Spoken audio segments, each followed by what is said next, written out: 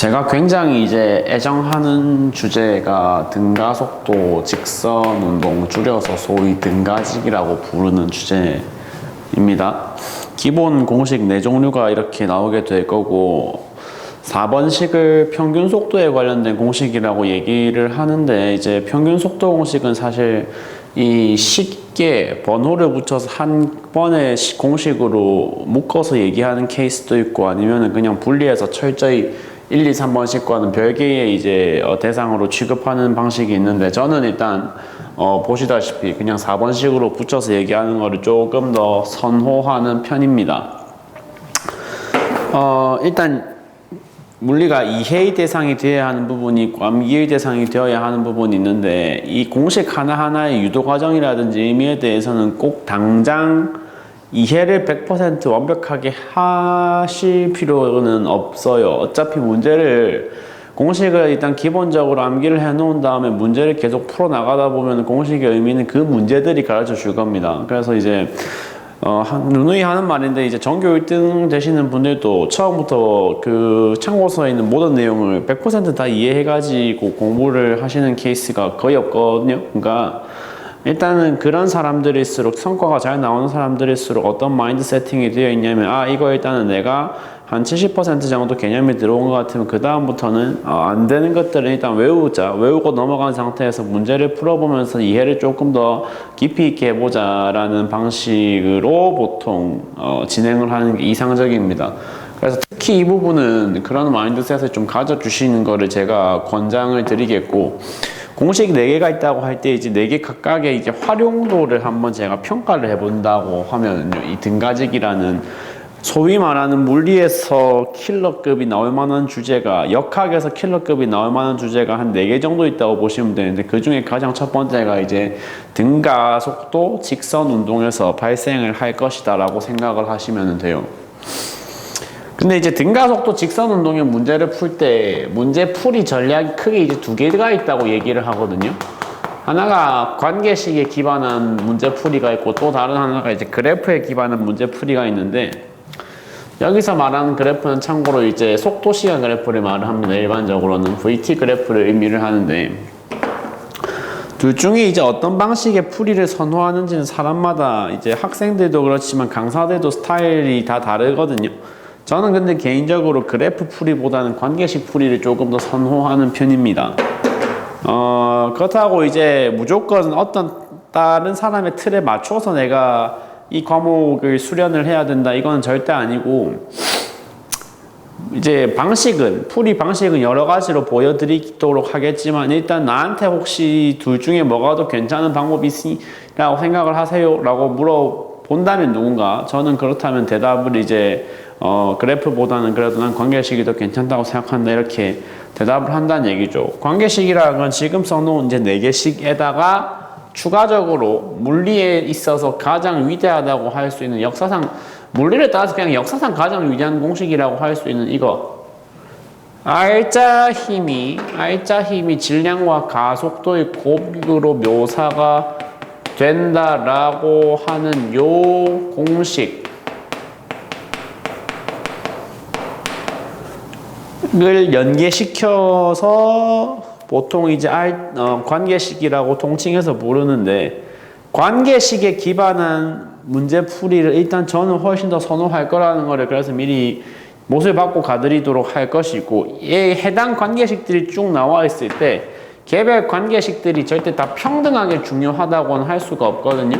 평등하게 중요하다고는 할 수가 없고, 그들 각각 나름대로의 좀 중요도의 편차를 제가 저렇게 별의 개수를 통해서 표현을 만약에 할 수 있다고 하면은, 저는 개인적으로 F는 MA는 그냥 기본으로 깔고 간다고 할 때 4번식 평균 속도식이 존재하는 이 관계식들 가운데서는 가장 중요한 식이 아닌가라고 활용도 면에서 봤을 때는 생각을 합니다. 활용도 면에서 봤을 때는 진짜 시도 때도 없이 쓰일 겁니다. 등가속도 직선 운동의 문제를 푸는 데 있어서는.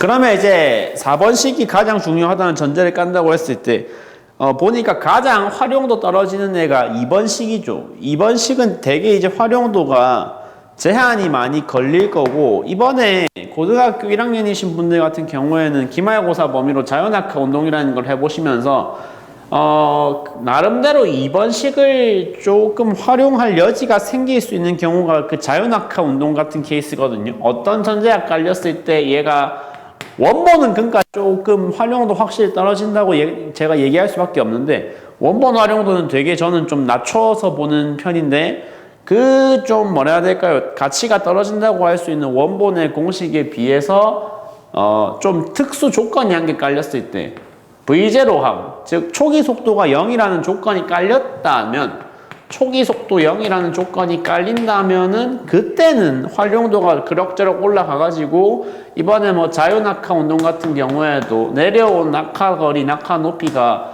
2분의 1의 GT 제곱이라고 하는 식으로 공식 자체가 좀 축약이 되는 어떤 메리트가 있었죠. 그래서 이런 특수 조건이 걸리는 케이스를 제외하면은 뭐 굳이 이번 식을 가지고 제가 문제 풀이를 진행하는 경우는 그다지 많이 없을 것이다 라고 말씀을 드릴 수가 있겠습니다. 그래서 미리 이제 말을 하고 갈 건데, 그래프 풀이를 좋아하시는 분들일수록 공식에만 집착한다고 하고 자꾸 이제 관계식을 까는 그런 습성들이 있는데, 그거에 이제 문제 나와 있는 조건에 대한 생각, 조건 분석 없이 그냥 냅다 공식을 때려 박는다라는 식으로 좀 잘못 배우신 분들이 진행을 하니까 그런 거고, 실제로는 관계식을 조금 이상적으로 사용한다는 거는, 관계식을 가장 좀 모범적인 방식으로 사용을 한다는 거는 그 공식에다가 냅다 숫자를 때려 넣어서 내가 계산을 통해서 문제를 해결하겠다 이런 관점을 가지는 게 아니라, 써놨다시피 이제 이상적이고 조금 더 이상적으로 이 관계식을 바라보는 관점은 항상 내가 그 관계식을 통해서 비례관계를 찾아내서 조금 스마트하게 문제를 해결해 나가겠다, 이제 이런 마인드셋이 갖추어져 있어야지 관계식을 사실은 제대로 활용을 하는 것이고, 그래서 저 같은 경우에도 그거를 보여드리려고 하는 거거든요. 웬만하면 꼭 뭐 100%는 아니지만, 그래서 원본 공식이 있을 때 문제 풀이를 할 때 절대 원본 공식에 집착을 하지 않을 것이고, 원본 공식이 있으면은 그거를 바탕으로 이거를 뭐 각색이라고 표현을 할게요. 각색을 통해서 조금 더 이상적인 형태로 바꾸어서 인식을 했을 때 우리가 어떤 메리트를 누릴 수 있고, 그래서 한마디로 각각의 공식들을, 특히 지금 1번, 3번을 지금 표시를 해놓았는데 1번, 3번 공식을 이상적으로 인식한다면 어떤 형태로 인식하는 것이 나의 문제 풀이에 있어서 굉장히 도움이 되는지를 얘기를 해보려고 합니다. 먼저 1번식 같은 경우에는 한글 표현을 다 붙여서 쓰면은 이게 이제 나중 속도죠. 나중 속도는 처음 속도 더하기 가속도 곱하기 시간이다라는 식으로 표현이 가능한 식인데, 저는 저기서 처음 속도 V0항을 어떻게 해버리느냐면은 좌변으로 그냥 넘겨버립니다. 좌변으로. 그래서 V-V0가 IT다라는 형태의 식으로 편집을 해서 이렇게 만들어 놓은 다음에 좌변을 다시 한글 표현에 붙여서 읽어 보실게요. 그럼 좌변은 지금 나중 속도 빼기 처음 속도 값이 되는 거죠. 나중 속도에서 처음 속도를 뺐더니 결과가 가속도와 시간의 곱이 나왔다. 자, 나중 값에서 처음 값을 빼는 거는 그 대상이 뭐든지 간에 항상 계산이 표현이 어떻게 되는 놈이죠. 항상 표현이 어떻게 되는 놈이냐면은 이거는 속도의 변화량. 꼭 속도가 대상이 아니더라도 나중 값에서 처음 값을 빼는 건 항상 변화량으로 번역이 가능한 표현이지 않습니까? 변화량으로 번역이 가능한 표현. 그래서 저는 1번식을 제대로 인식하고 싶으면은 V는 V0 더하기 AT가 아니라 속도 변화량, 즉 델타 V는 가속도와 시간의 곱이다라고 인식을 하는 게 훨씬 더 타당하고 훨씬 더 괜찮은 방식이다라는 얘기를 이제 항상 합니다. 이거를 실제로 쓴 상태로 문제풀이에 적용을 하게 되면은 공식에 어떻게든 암기식으로 끼워 넣는 문제풀이가 아니라 굉장히 좀 효율적이고 진도가 확확 나간다는 체감이 들 수 있는 아주 세련된 문제풀이가 가능한 할 거거든요. 그래서 일단 원본은 당연히 알아놓으셔야 되겠지만 원본 다음 단계 이상적인 형태, 이상적인 1번식 인식 형태 꼭 알아주시면 감사드리겠습니다. 전달해드렸고 여기서 이상적으로 인식한다고 할 때 가장 핵심이 되는 공식은 이제 사실 1번도 물론 괜찮지만 1번이 아니라 3번입니다. 가장 이상적으로 이 3번 공식을 인식을 하는 어떤 뷰, 관점 뭐 그런 거를 확실하게 습득을 할 수 있게 되면은 정말 위력적인 문제풀이, 정말 이제 뭐 효과적이고 아주 봤을 때 세련되고 맵시 있는 그런 문제풀이가 다 가능해질 거라고 내가 보장을 해드릴 수가 있거든요.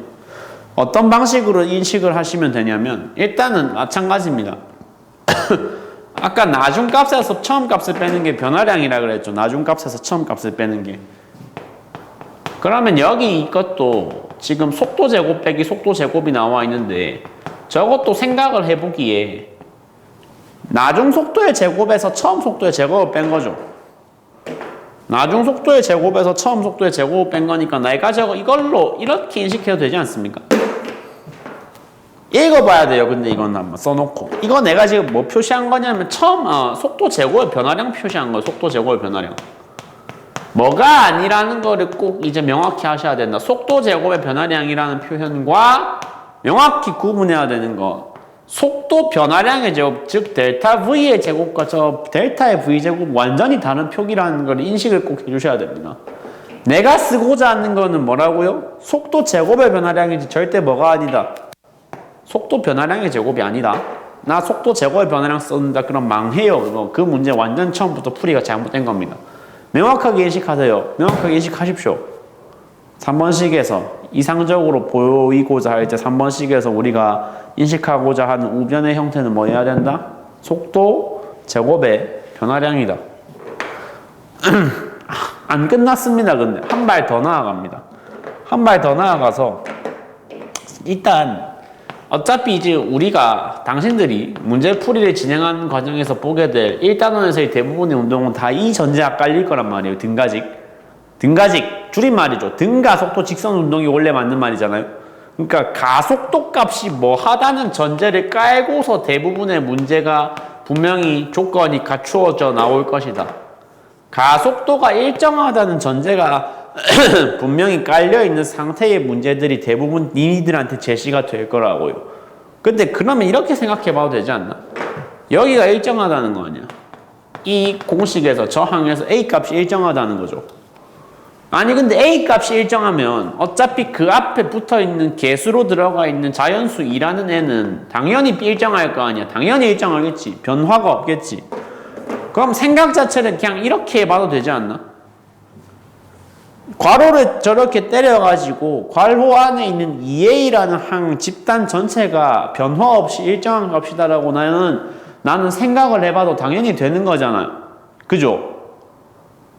그러면 그 순간 어떤 발상을 떠올릴 수가 있을 거냐면 그 순간 어떤 발상을 떠올릴 수가 있게 되느냐면 이게 원본식은 항상 위에서 지금까지 계속 등식의 형태로 이꼴 기호가 들어있는 형태로 지금까지 계속 인식을 하고 있었지만 어차피 거리 값이지 이거 S가 거리 값인데 거리 항 앞에 붙어있는 2A라는 집단항은 변화가 없다. 값의 변동이 없다라는 거를 이미 확정을 지었잖아 우리가. 그러면 생각을 이렇게 해봐도 되는 거 아닌가. 어차피 값의 변동에 영향을 안 미친다면 누구가? 얘가 2A항이 통째로 값의 변동에 영향이 없다면 나는 그냥 뭐랑 뭐가 서로 지들끼리만 비례관계가 성립한다는 식으로 저 공식을 역시 한번 각색해서 인식을 해보면 된다. 등가직에서 물체가 발생시키는 이동 거리의 값이 그저 그 물체가 발생시키는 속도 제곱의 변화량에 비례한다고만 좀 생각을 바꿔줘도 괜찮지 않나? 괜찮습니다. 괜찮아요. 이거를 그래서 계속 이번에 전달해드리고 있는 새로운 노트 정리법과 함께 꼭 정리를 해주시면 좋고, 솔직히 너무 좋은 공식이라고 저 생각하거든요. 너무 좋은 관계식, 너무 좋은 비례식. 진짜 저 하나를 제대로 활용할 수 있느냐 없느냐에 따라서 본인들 문제풀이의 속도가 정말 획기적으로 훅하고 빨라질 여지가 되게 많다고 제가 확정적으로 말씀을 드릴 수가 있어요. 중요합니다. 되게 중요합니다. 그래서 일단 1, 2, 3, 4번식의 원본 공식들 전달 드린 다음에 가장 중요한 식은 일단 뭐 원본으로 따지면 4번식인데 4번식 플러스 꼭 활용도를 좀 활용을 할 수 있으셔야 되는 공식 1번식이 이상적인 형태, 3번식이 이상적인 형태에 대해서 간단하게 전달을 해봤습니다. 등가속도 직선 운동의 4가지 공식을 개 중에 2개를 조금 더 이상적으로 인식할 수 있는 바람직한 형태에 대해서 아까 말씀을 다 드렸죠. 수학에서는 실전 개념이라는 게 되게 이제 중요하게 쓰이고 있는 것으로 제가 알고 있는데 이 유행이 한 10년 전부터 계속 지금까지 일관되게 이어져 있고 오고 있고 아마도 뭐 조만간 이제 입시판이 없어질 것이니까 입시판이 없어지기 전까지는 저 단어의 위력이 아마 계속해서 이제 유지가 될 거라고 저는 생각을 하는데 물리도 마찬가지입니다. 이제 교과서나 참고서에서 약간 오피셜하게 공식적으로 딱딱하게 제시가 되어 있는 그런 류의 개념들 말고 실전적으로 문제풀이에 진짜 도움이 되는 이제 개념들이 정리가 좀 될 필요가 있을 거거든요. 지금 이제 2008년생 이상 수능을 앞두고 계신 분들 같은 경우에는 당연히 필요할 거고 내년에 내신 시험에서 올해 08년생들은 이제 1학기 역학은 다 지나갔으니까 아쉽게도 내년 1학기 물리 시험을 앞두고 계시는 앞두다기 하기엔 좀 이상한데 이제 09년생들은 그래서 이 물리학의 역학 단원을 풀기 위해서 쌓아 놓아야 되는 여러 가지 실전 개념들이 있고 그거의 리스트를 좀 하나하나 제가 떼가지고 정리를 좀 해보려고 하는데 이게 이제 교과서에 안 나오는 용어지만 참고로 이제 제가 대학교 전공이 기계공학과이다 보니까 저는 학교 다니는 내내 4학년 내내 이제 이거를 되게 많이 그렸었거든요. 자유물체도라는 거를 너희들도 이제 그 대학교 수준의 물리에 비할 바는 안 되지만 이제 물리 고등학교 수준의 어떤 물리학을 배우는 데 있어서도 일단은 반드시 사용법을 알아놓아야만 되는 아주 도움되는 개념이 자유물체도라는 툴이 있습니다. 툴.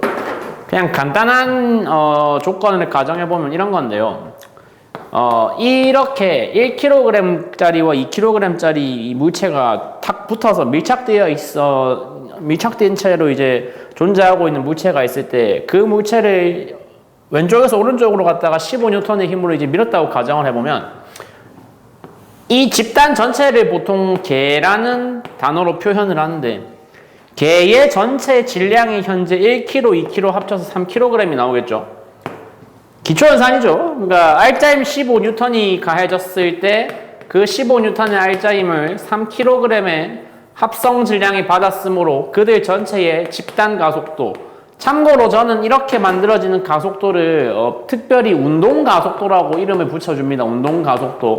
앞에 운동이라는 수식어가 들어가면 좋은 점이 뭐냐면 나중에 조금 더 어려운 유형의 문제를 풀다 보면은 분명히 운동 가속도가 아닌 좀 다른 특이한 형태의 가속도들을 여러 개 보게 될 거거든요. 가장 대표적으로 빗면에서 작용하는 가속도가 있는데 그래서 운동 가속도를 굳이 붙여줘야 되는 게 나중에 나오게 될 그런 빗면에서 발생하는 자연스러운 가속도하고 좀 구분을 해야 되기 때문에 그런 겁니다. 자, 그래서 일단은 F는 MA에 간단하게 대입을 해본 결과 이 물체들이 집단적으로 가져가줘야 되는 가속도 값이 지금 5m/s 제곱인 거를 우리가 바로 알아냈죠. 알아냈고 근데 이제 자유물체도라는 건 뭐냐면 여기서 가정을 해보는 겁니다. 가정.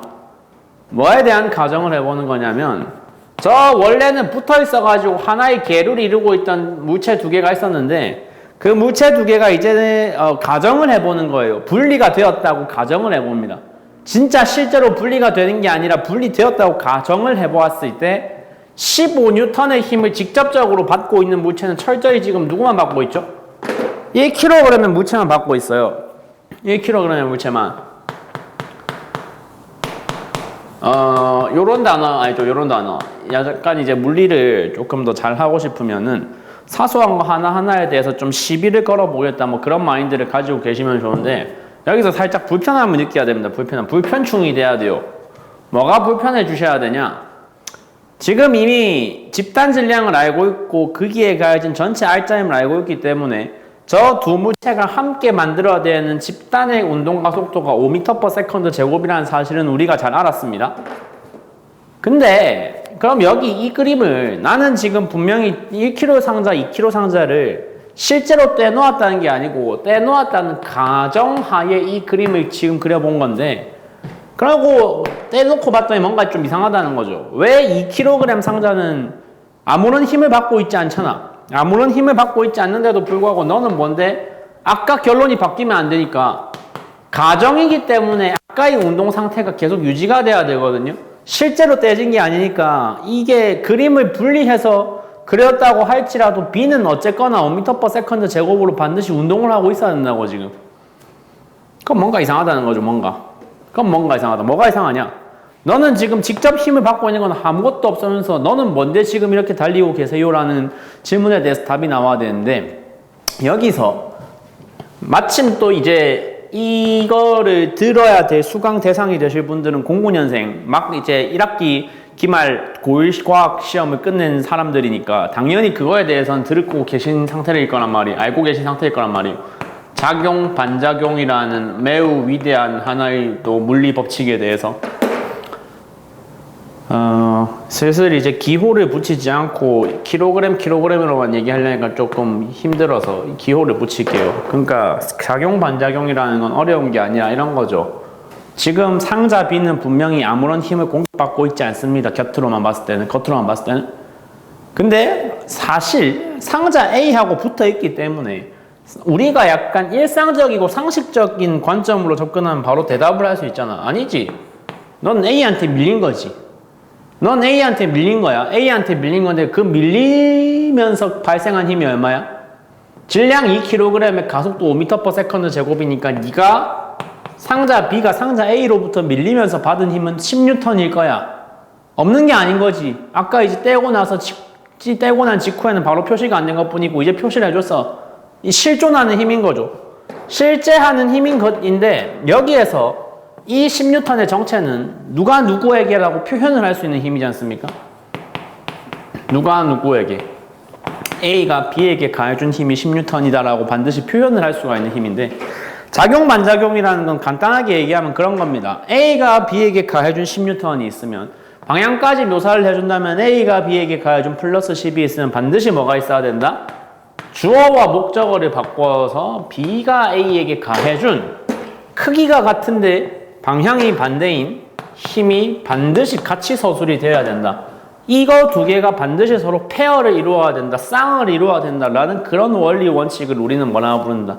우리는 그런 걸 바로 작용, 반작용이라고 부르는 거죠. 그런 걸 바로 작용, 반작용이라고 부르죠. 그러니까 지금 물체 A는 보시면 직접 공급받은 힘은 15N이죠.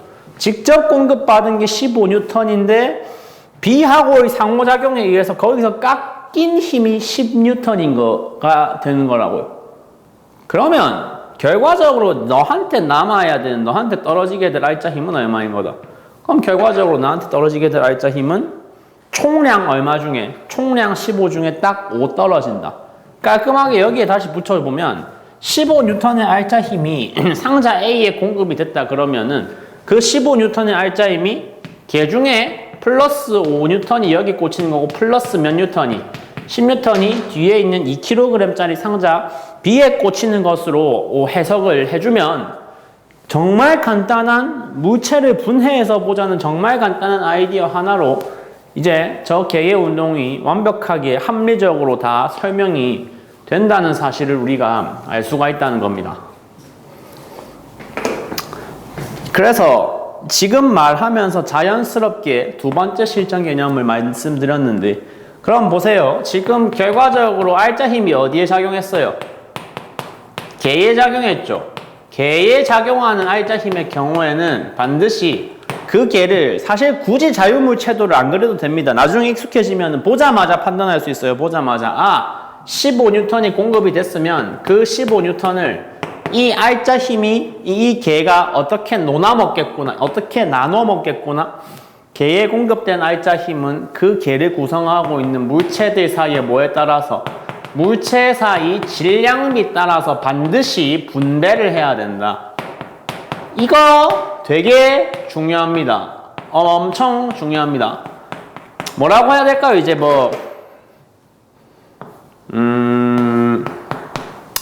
수학으로 따지면은 이제 그런 거 있잖아요. 삼각함수를 교과서에 나오는 대로만 생각해야 하는 게 아니라 어떻게 할 수 있어야 된다는 거. 저도 이제 고등학교 졸업한 지 10년이 훨씬 넘었지만 아직도 기억이 나는데, 여기가 세타고 여기가 b일 때, 그러니까 코사인, 사인, 탄젠트를 제대로 쓴다는 거는 보자마자 여기 이제 수선에 이 높이의 값을 b 사인 세타로 둘 수 있어야 된다. 뭐 간단한 요령, 센스, 실전 개념이라는 건 저런 거거든요. 어지간하면 이렇게까지 과한 수식어는 그래서 안 넣겠지만 제가 얘는 진짜 찐입니다. 2번, 이 개념 2번, 실전 개념 두 번째. 개의 R자임이 작용하는 경우에는 그 개에 작용한 전체 R자임을 저 사례와 같이 반드시 어떻게 해주셔야 된다? 반드시 물체 사이 질량비에 따라서 분배를 해줘야 된다. 분배를 해줘야 된다.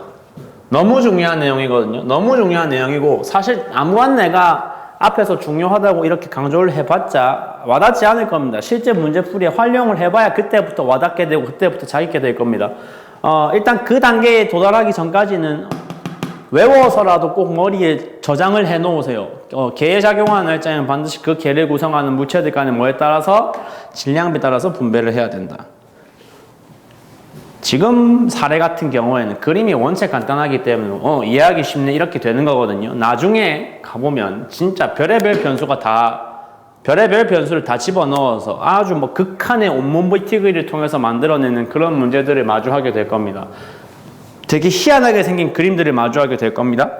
그거 풀 때에는 훨씬 더 어려운 단계, 어려운 수준의 어떤 추론이 필요할 것이라고 제가 보장을 해드릴 수 있으니까 그 문제가 나오면 물론 스트레스만 받는 건 아니고 푸는 과정에서 당연히 즐거움을 느끼실 수 있을 건데, 그 단계에 도달할 때까지 같이 연습을 충분히 해보면은 될 것 같습니다.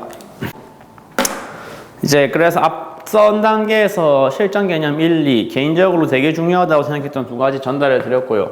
세 번째 실전 개념, 일단 지금 당장 이것까지만 해도 이제 충분할 것 같은데, 세 번째 실전 개념이 뭐냐? 장력입니다. 실이라든지 아니면 줄을 타고 발생하는 힘을 장력이라고 하고, 이제 이 고등학교 물리에 나오는 장력 문제는 사실 얘기할 만한 요소가 딱 하나밖에 없다고 저는 생각을 해요. 장력에 있어서는. 장력의 무슨 성질만 잘 이용을 해주시면 됩니다. 장력의 양방향성만 잘 이용을 해주시면 됩니다. 장력의 양방향성. 장력의 양방향성이라는 거는 별게 아니라 이런 겁니다. 그러니까 당장 앞선 단계에서 들으셨던 자유물체도 있잖아요. 자유물체도 그림을 그냥 수평면상에서 붙어서 이동하는 두 물체에다가 적용하면 되게 쉽잖아요. 되게 쉽거든요. 엄청 쉽거든? 엄청 쉬운데 이런 변수 하나만 추가되더라도 이제 살짝 복잡해질 거란 말이에요. 느끼시기에. 여기서 물체 A는 수평면상에 올라있고 물체 B가 이제 절벽에 대롱대롱 매달려서 물체 A를 잡아당기고 있는 그림을 제가 한번 그려봤습니다. 일단 앞으로 이런 그림, 이런 경우, 이런 케이스 무지하게 많이 보시게 될 건데, 그것들을 볼 때 어떤 종류의 그림을 보든지 간에 일단 마인드는 무조건 어떻게 가져가시면 됩니다. 내가 지금 보고 있는 그림에 대해서 F는 MA 양식을 한번 적용해 보겠다. F는 MA 양식을 적용해 보겠다. 참고. 여기 가속도는 어떤 수식어를 붙여서 운동이라는 수식어를 붙여서 운동 가속도라고 불러주셔야 되는 가속도다. 생각을 해보세요. 내가 이제 이렇게 개를 세팅해 놓고 수평면 위에 올라있는 물체 A에다가 걸쇠 같은 걸 걸어놓고 못 움직이게 잡고 있었다고 가정을 해보면, 그러다가 그 걸쇠를 치웠어. 그럼 당연히 어떻게 되겠어? 개 전체가 잡고 있다가 놓았다고. 오씨. 잡고 있다가 놓으면 당연히 개 전체가 이렇게 내려가겠죠. 저렇게 시계 방향으로 주르륵 내려가려는 운동을 할 거란 말이야. 근데 당연하고 상식적인 얘기인데 이 수평면이 마찰이 없다라는 가정을 내가 이제 추가를 해볼 건데 마찰 없는 수평면상에서 이렇게 잡고 있던 물체를 탁 놓았어. 그래가지고 걔 전체가 르르르 하면서 내려가요. 움직여. 그 내려가는 운동을 만들어내는 원동력은 누구야? 질문을 바꿀게요. 누구야?가 아니죠. 누구밖에 없어? 요죠. 누구밖에 없죠. 내려가는 운동은 철저히 물체 누구에 의해서만, 물체 B에 의해서만 만들어진다는 걸 인식을 할 수가 있지 않습니까? 물체 B에 의해서만 만들어진다.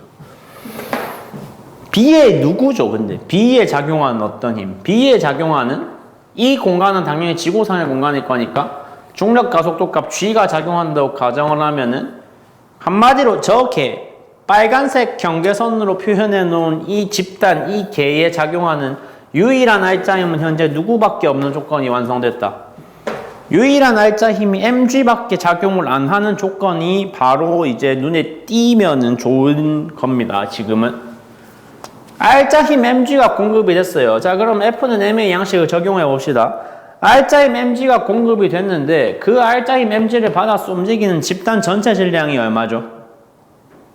수평면의 질량 얼마짜리? m짜리 올라가 있고 절벽의 아래 똑같은 질량 가진 놈이 대롱대롱 매달려 있잖아. 그러면 합쳐서 얼마? 2m짜리 애들이 운동가속도 그래서 얼마를 가질 거다? 운동가속도를 당연히 2분의 1g를 가지겠죠. 그죠? 이제 여기에다가 뭘 해볼 거냐면 물체 A와 B의 자유물체도를 간단하게 분리해서 얘네가 분리되었었다 가정해서 한번 그려보도록 하겠습니다. 생각을 해보세요. 물체 B가 경험하는 힘의 성분들을 전부 다 화살표로 표현을 해준다고 할 때 당장 얘가 얘한테 직접 꽂혀야 되는 힘이 얼마야? 당장 밑으로 내려가려는 mg라고 하는 사이즈의 중력값이 직접적으로 표현이 돼야 되겠죠, 화살표로. 근데 하나가 더 있어야 되지 않습니까? 하나가 더. 하나 더가 뭐가 있어야 되죠? 하나 더가. 지금 얘는 프리한 자유 낙하를 하는 게 아니고 저 반대 방향으로 G를 잡아당기는, 그러니까 본인의 낙하를 조금이라도 방해하고자 하는, 여기에서 뭐가 표현이 돼야 된다는 거예요. 여기에서 실이 작용하는 힘이 표현이 돼야 한다는 거죠. 실이 작용하는 힘. 여기에서 물체 B에 실이 작용하는 힘이 반드시 표현이 묘사가 되어야 하는데 실이 작용하는 힘을 한자어로 격식 있게 표현하면 장력이라고 하고, 이 장력을 우리는 기호 무엇으로 표기한다? 기호 대문자 T, 텐션으로 표기를 합니다. 텐션. 그러니까 그림을 조금 더 깔끔하게 이제 윤색을 해보자면 이런 얘기인데,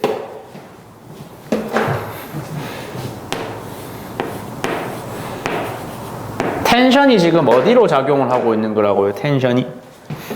텐션은 여기서 물체 B의 위쪽 방향으로다가 작용을 하고 있는 겁니다. 바로 어디로 넘어가시면 됩니다. 이거랑 같아야 된다로 넘어가시면 됩니다. 장력이라는 건 있잖아요. 장력이라는 거는 실이 이렇게 있으면 이 실을 내가 원래 상태에서는 얘가 아무 힘을 받고 있지 않은 건데 이걸 양쪽으로 억지로 잡아 당겼어. 양쪽으로 억지로 잡아 당기면은 얘가 좀 탄성력이 별로 그다지 없는 그냥 튼튼한 줄이기 때문에 지금 티가 안 나는데 분명히 늘어는 났을 거란 말이에요. 얘 길이가 조금이라도 변형이 있었을 거라고. 조금이라도 변형이 있었게 되면은 이 줄이 자기의 원래 형태를 원상복구하고자 하는 성격을 반드시 가지게 됩니다. 자기 형태를 원상복구하고자 하는. 일직선으로 늘어서 있는 줄에 양쪽 방향에 강한 힘을 가해주게 되면 그 줄이 자신의 형태를 원상복구하고자 하는 힘을 텐션이라고 하고, 따라서 형태를 원상복구하기 위해서는 그 텐션이 작용하는 방향은 어디를 향할 수밖에 없다?